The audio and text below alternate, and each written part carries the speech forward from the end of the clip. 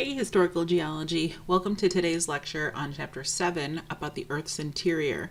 We're going to start by talking about how we learn about the Earth's interior and then talk about what we know about each of the layers of the Earth. So this will be an interesting expansion upon what you already learned in physical geology to incorporate some of the caveats that you have yet to learn about.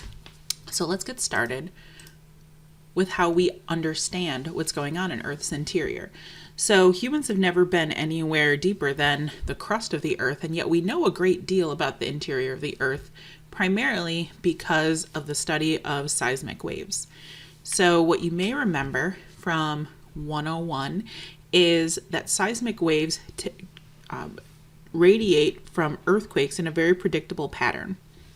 They typically are characterized by a small P wave or primary wave. The primary wave is the fastest of the seismic waves. It moves through solids, liquids, and gases, and it moves very rapidly. It's sort of a compressional push-pull motion that travels directly through the Earth at about 6 kilometers per second.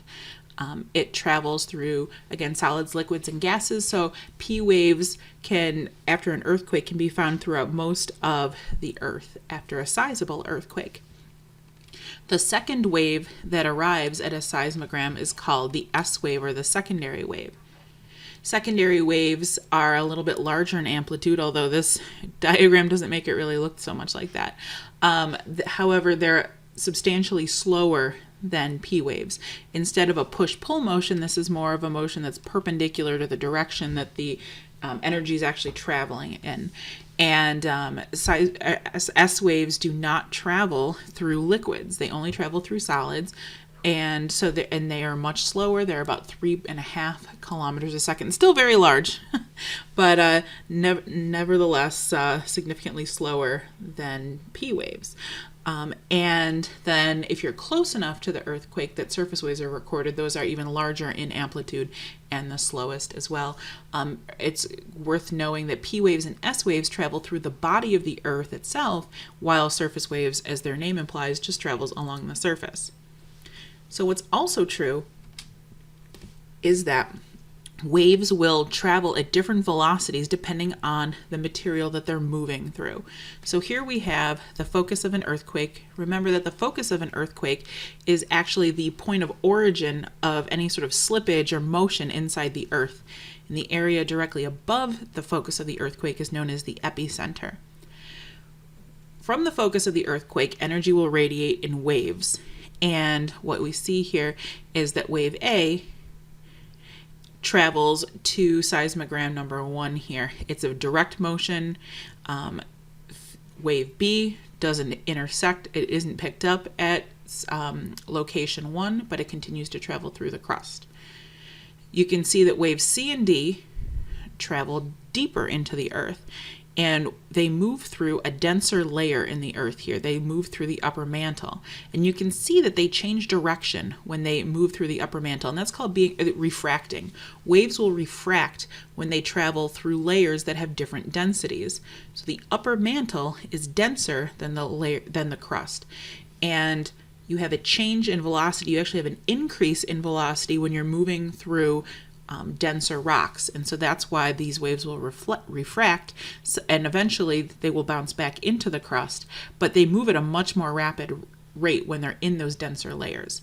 So this refraction of waves will mean that wave D, even though it has traveled the longest, will get to location 2 faster than wave B, which hasn't traveled as long, because wave D traveled through a denser layer of the Earth's crust. So we can see these very predictable changes in wave direction at specific locations within the depth of the Earth, and those locations will mark the change from crust to mantle, and from mantle to core.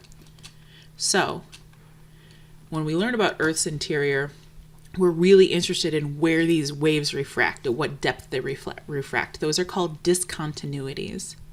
I forgot to mention that this triangle here is the Greek symbol for delta, which just means change. It's just an abbreviated form, especially if you're taking notes. Abbreviations make things go a little bit faster.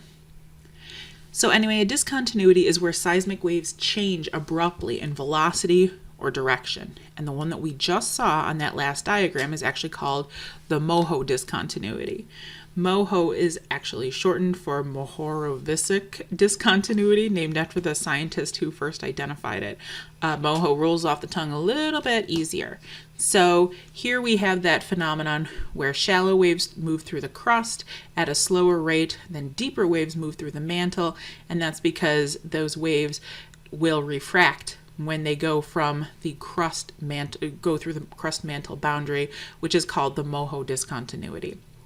It defines the base of the crust and the uppermost mantle, and it varies between 30 to 40 kilometers beneath the continent.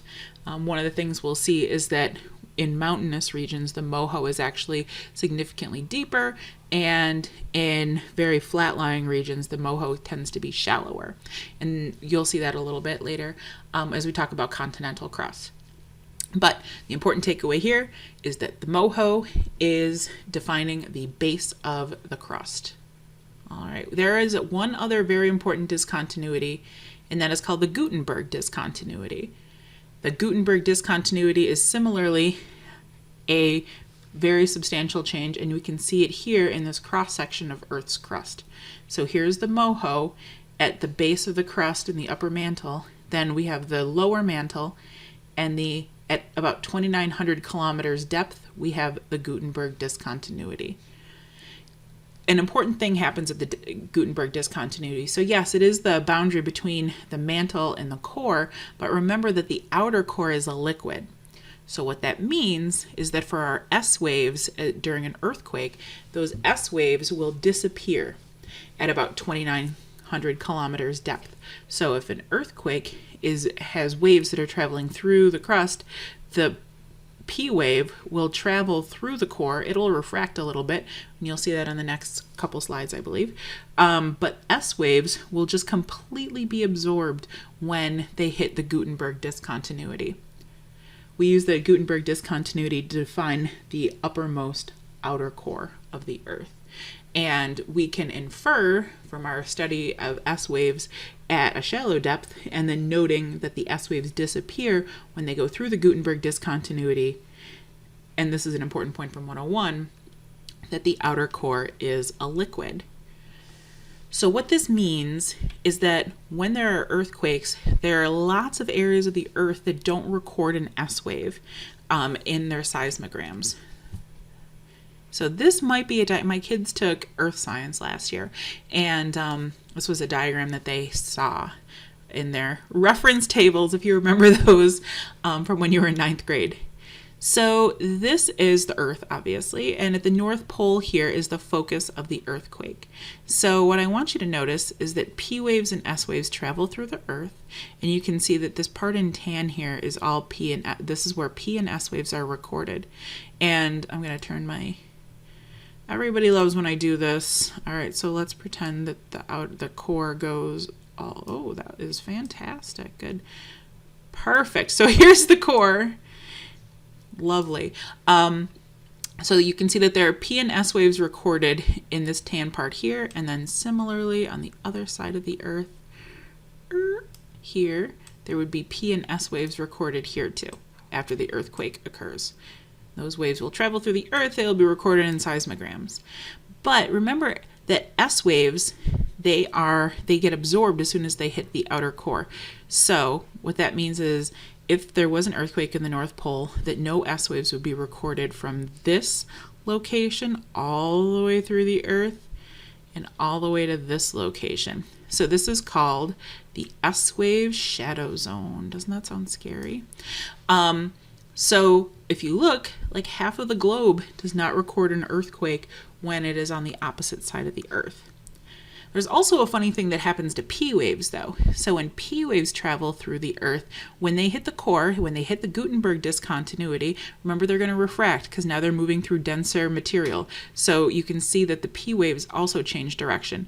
And when they change direction, and they refract, there's a whole zone here where P waves are not recorded because they bounce off of the Gutenberg and they're not recorded here. And then similarly, I'm going to mess this up a little bit. They will not be recorded here on this side of the earth either. So when there's an earthquake, there are certain parts of the earth. This is a beautiful sketch I made for you. I'm sure this is very clear. You might want to rewind this and watch this over for a second. Sorry. So yeah, there are about half of the earth will not record S waves when there's an earthquake on the opposite side of the globe. And there's a small area on both sides of the earth that will not record P or S waves. So this is one of the ways that we can start to learn about the interior of the earth. Now I want to show you, there's a good diagram right here about the MOHO, which we know marks the base of the crust and uppermost mantle. And you can see that here in continental crust, which we know is thicker, right? Continental crust is between 75 to 125 kilometers thick, while ocean crust is much thinner. It's like an order of magnitude thinner, 7 to 10 kilometers thick.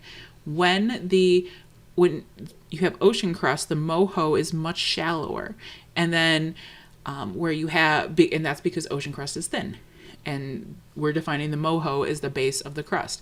But continental crust we know is much thicker, so the MOHO is much deeper underneath the continents than it is in the beneath the oceans. All right. Oh no, I didn't want that. Sorry. Okay, good times. We're going to have you practice some of those terminology that we just learned, and then we'll have a little mini lecture on the layers of the earth in more detail than you learned in 101.